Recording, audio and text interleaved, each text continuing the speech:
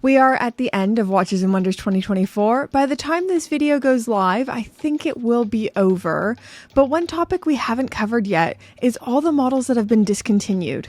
Rolex and Tudor have both discontinued an entire collection. We have so much to talk about, so let's just get right into it. Now, the first big thing with Rolex is the entire Yachtmaster II collection is gone. This is something many watch enthusiasts weren't too shocked by. There have been rumors swirling, and one of our authorized dealers told us that the Yacht-Master II would be going, but they weren't sure if it was going to be like the Cellini and the 1908, so it's been discontinued but replaced by something to take its place. I personally thought there was no way they would discontinue this without making something new or kind of upgrading it, but as always, I was completely wrong. It's important to note the Yacht-Master collection isn't going anywhere, it's just the Yacht-Master II, the regatta timer, that is gone. I always kind of thought this watch was mechanically and functionally really cool, but the execution just didn't work for me. It was so big and busy, just not really for me.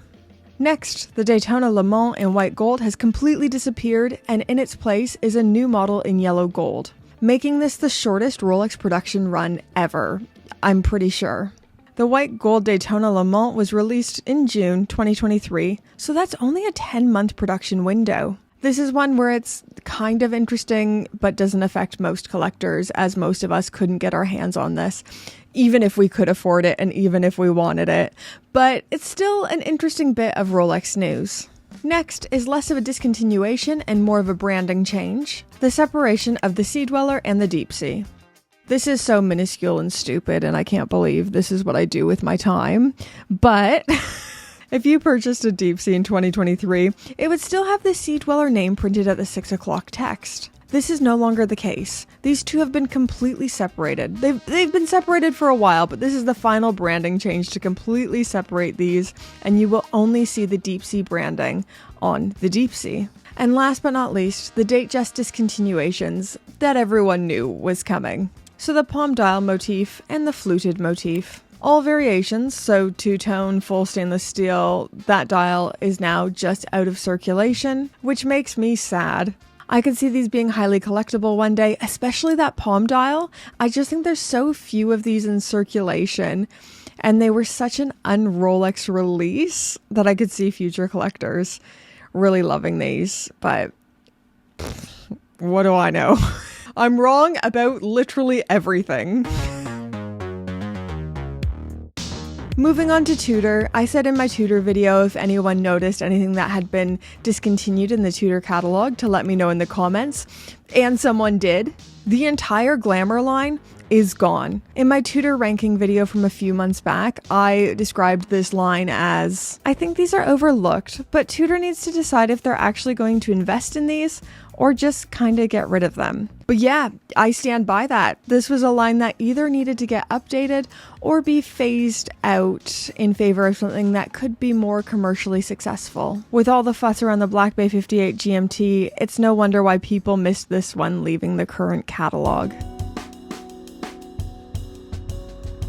Patek Philippe did their discontinuations a while back, notably losing the 5230P, the 5164 Aquanaut stainless steel travel time, the 5980, among others. So this is less of a discontinuation and more of a weird new change that has been made to the Patek Seal. So if you're not as familiar, rather than getting the Geneva Seal, which is a third-party certifier that ensures a watch is made and finished to a certain degree, Patek Philippe has their own authority, the Patek Seal, and they have introduced a new unified water-resistant standard of 30 meters. So all models across the current catalog are listed at 30 meters of water resistance.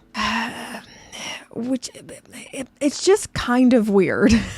It's a big deal for 99% of the Patek catalog, but then it's so weird for just that 1%. So you can now have a shower and go swimming wearing your Grand Complication Perpetual Calendar, which is uncommonly good assurance. This is awesome. But now the Aquanaut, which previously had 120 meters of water resistance and literally has the word aqua in its name, is only listed up to 30 meters of water resistance.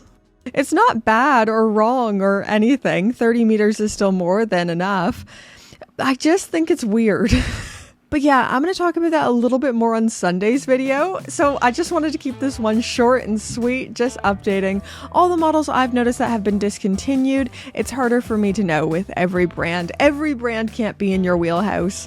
And I did as much research as I could, and this is what I was able to find as well. So do let me know if there's any other big watches that have been discontinued that I've missed. This Sunday will be my last Watches and Wonders video. You can't keep making that. I've probably pushed it a bit too far, but it'll be my last Watches and Wonders video, and I'll be talking about the watches I think were the winners and losers, the brands that I think were the winners and losers of Watches and Wonders this week, now that we've had some time to digest it all. I love you guys. I hope you're having a great week. I hope you've been just soaking in the novelties like I have been. And now let's thank our fabulous, gorgeous, amazing, wonderful Pope tier patrons.